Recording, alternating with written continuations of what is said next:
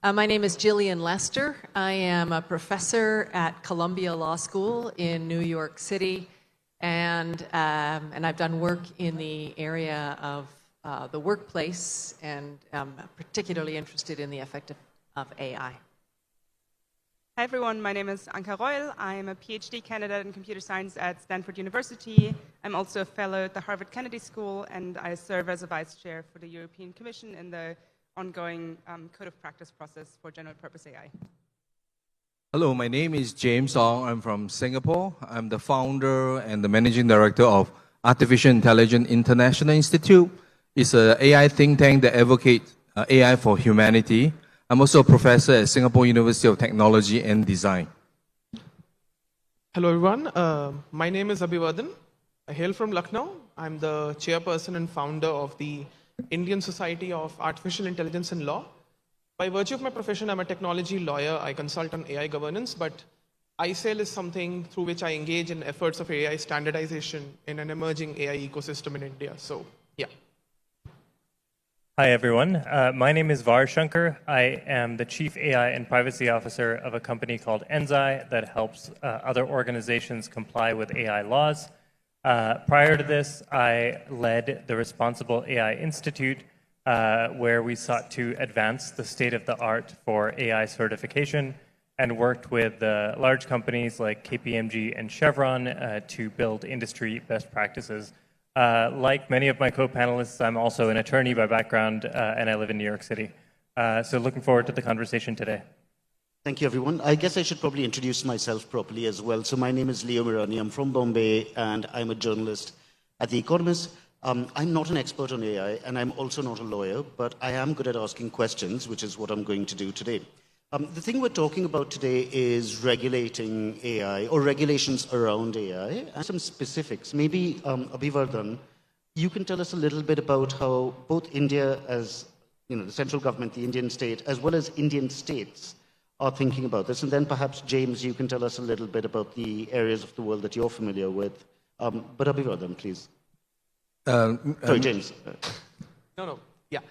So when we look at the trajectory of Indian states and the Union of India, that is the government of India, focusing on AI governance, I think a lot of trajectory had started with the 2021 Niti Aayog document, not the 2018 National Strategy on AI, because that was more around AI garage in India and all that, so it was industry.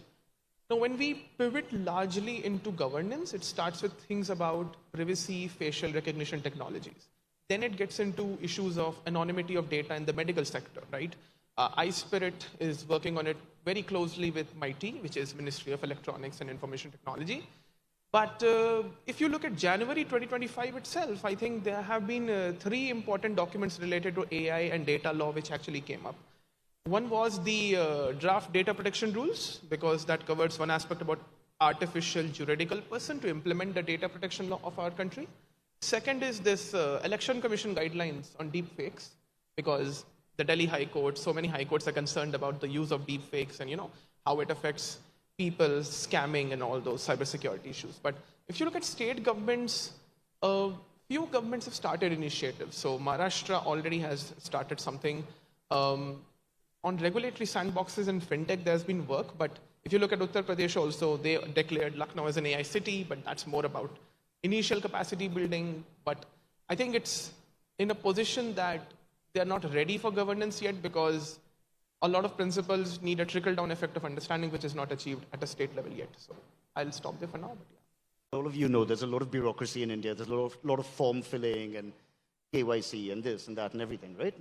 And most of us in this room do not have to deal with the government to claim entitlements, but to do that is also a major headache. Let me give you one example.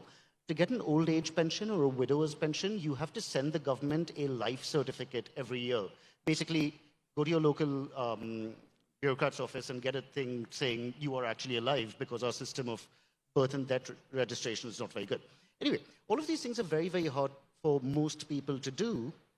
And where AI comes in is, instead of having to pay a guy or bribe a guy, there can be systems that don't destroy the bureaucracy, but short-circuit it, that just help you to fill in those forms and get your entitlements, which I think is much more realistic than basically redesigning the entire Indian state.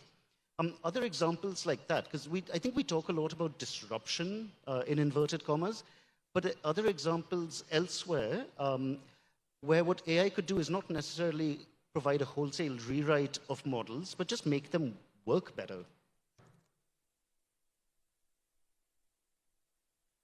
Yeah, I think so. When we look at Mr. Nelikani's approach to AI, it's not entirely unsustainable. It's helpful also because, see, when we look at the American approach to governance, some people may claim, and my fellow panelists might disagree, so that's a different thing, but some people may claim that the American state has too much HR, right?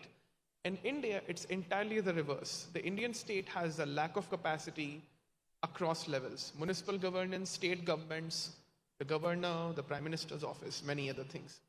So when you look at it, I think a lot of augmentation and automation using AI solutions, which are merely workflows, because that's what Mr. Nelikani tries to emphasize upon, is helpful, provided that, of course, the data value chain is not anti-privacy or problematic. And I think that's where a lot of capacity building works, because I'll give you an example. So I was at the India Mobile Congress last year, and I came across DPI initiatives, like Var mentioned DPI, and well, Indians know DPI better than me, Aadhaar and DigiLocker. But if you look at the DPI initiative of Dominican Republic, because I visited them, they actually told us that they're a small country like Estonia. So in Estonia, it's a small populace. Your whole system is either decentralized or the centralized security features are reasonable. So it's easy to implement. In India, it's like a puzzle. In fact, this is something which people, even at the Aadhaar agency, acknowledge, that whenever you have data scrambling aspects and, injecting particular use case at a government level to people, I think improving workflows is always a concern. In certain sectors, it's much needed. But yeah, of course, I don't think it's necessarily a point which is against the larger argument of Dr. Manish Gupta, who was here at the same hall, discussing about that why India should have an OpenAI alternative. I mean, so I don't think they are necessarily antagonistic to each other, but I think that's something which we should also look forward to, yeah. So I think